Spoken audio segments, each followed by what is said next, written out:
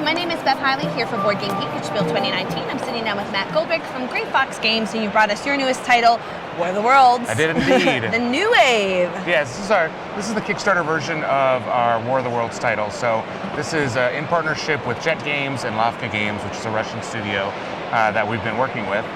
We saw it here last year at Essen, and we fell in love with it, and we brought it to the States this year, and this is the first time it's getting shown out there. So. Now, did you guys in that partnership sort of, give it a bit of a Kickstarter dressing up? They did. They did the miniatures, right? So they already brought the miniatures in, but we did things like turning these people places into actual people as opposed to just tiny little meeples. Yeah. We've added some extra promotional cards with some new art.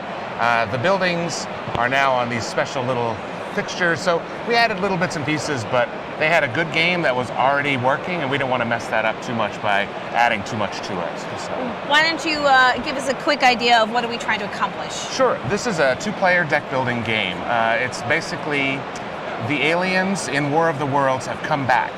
So they didn't beat us the first time, so now they're back. They got their immuno booster. That's right. So now they're more prepared. So what has to happen here is the aliens have come to the board. This is the mothership, and they brought the UFOs, they brought the Reapers to come down. And what they want to do Scotland? Yeah, right, in Scotland. So we have... Sorry, Scotland.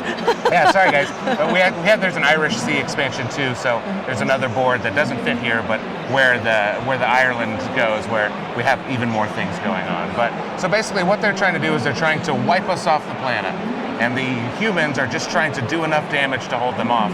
We can't make them sick anymore, so what we're going to do is just fight them off long enough that they have to go back to their home planet. So one player playing the humans and one player playing the aliens? Yep. So over here on the side of the board you see this is 30 points of damage. So the humans have to do 30 points of damage to the aliens, and the aliens have to wipe all the humans off the planet, right? And that's what they want to do.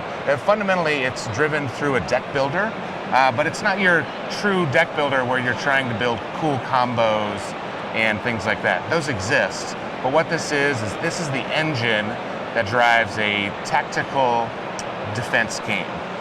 The humans play a lot of defense because they can never actually destroy the alien units that are on the board. So no matter how hard you try, you can never destroy this. It's always going to be out there. You can't even do damage to the UFOs because they're flying too high. So they need to do as much defense as possible. So they have ships that can come into the port down in Portsmouth. They have transportation carriers for the people, and then the actual guerrilla soldiers themselves. So what they do, each one of these cards, you have a starting hand of 10 cards for the aliens, and then you have a start of 10 cards for the humans, and they have their own little market. So the aliens have their market, the humans have their market, and there are certain types of cards that they purchase throughout the game.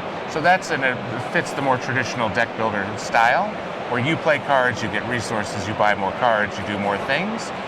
But in this, there are different kinds of cards. So for instance, this is a landmines card. The little icon in the top left corner shows that this is where we build a landmine.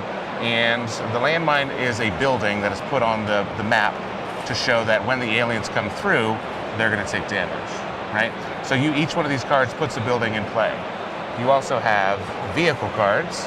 When you put the vehicle cards in play, that means that your ship comes out.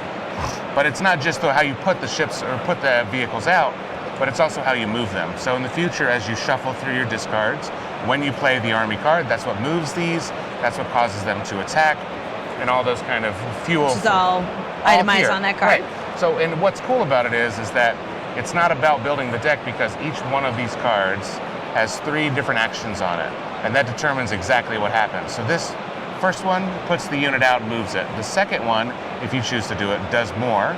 And then the third one does even more, but what happens then is you have to remove the card from the game. So it's not about building as much as possible, it's about driving as fast as possible. So a lot of people, when they play this the first time, want to save cards.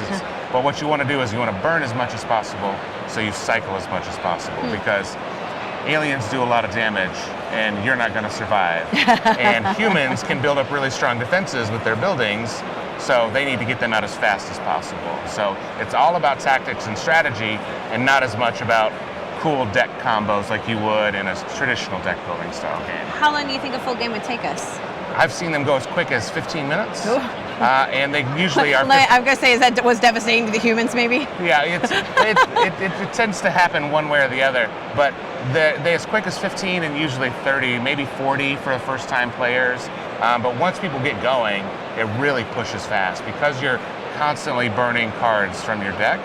The very first time we ever showed this to a reviewer, they burned their hand so far their deck was only 5 cards. And they play the same 5 cards every single time. And you can totally do that, and you can win that way too. So it plays as fast as you want to play it, but it's really, like I said, it's about the tactics and the strategy. Are the two sides intentionally evenly matched, or they are? Or There's 30 points of damage, and there's also 30 civilian tokens on the board. Okay. So you're reaching the same goal, but they're done differently in how they get to that goal. So.